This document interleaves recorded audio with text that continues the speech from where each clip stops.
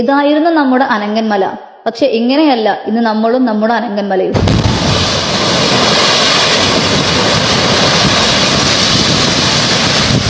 ആരെയാണ് നാം നഷ്ടപ്പെടുത്താൻ കാത്തിരിക്കുന്നത്? ഇന്നലെ നാം കണ്ടത് കർണാടകയിലെ ദുരന്തത്തിൽ ദാരുണാന്ത്യം വരിച്ച സഹോദരൻ അർജുനെയാണെങ്കിൽ ഇന്ന് നമ്മൾ കാണുന്നത് ചൂരൽമലയിലാണ്. ഉരുൾപൊട്ടിയത് വയനാട്ടിലാണെങ്കിൽ മൃതദേഹങ്ങൾ കണ്ടുകിട്ടുന്നത് മലപ്പുറത്തെ ചാലിയാറിലും ഇരുവഴഞ്ഞിയിലുമാണ്. നാളെ നാം അതേ സ്ഥാനത്ത് കാണേണ്ടി വരുന്നത് എന്റെയും നിങ്ങളുടെയും മക്കളെയാണ്, നമ്മുടെ പ്രിയപ്പെട്ടവരെയാണ്. ഇറങ്ങിത്തിരിക്കേണ്ട സമയം എന്നെ അതിക്രമിച്ചിരിക്കുന്നു. ഉയർന്ന പ്രദേശങ്ങളിൽ നാം സുരക്ഷിതരാണ് എന്ന് കരുതുന്നവർക്ക് വലിയൊരു പാഠമാണ് ഇന്നത്തെ നമ്മുടെ വയനാട്. ഓരോ ദിവസവും നമ്മുടെ തലക്കുമുകളിൽ നിന്നും നഷ്ടപ്പെട്ടുകൊണ്ടിരിക്കുന്നത് അർജുനെ ഇല്ലാതാക്കിയ മലയിൽ നിന്നും പോയതിനേക്കാൾ എത്രയോ ഇരട്ടിയാണ്.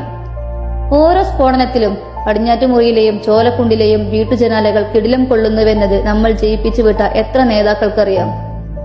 നമ്മുടെ തലക്കുമുകളിൽ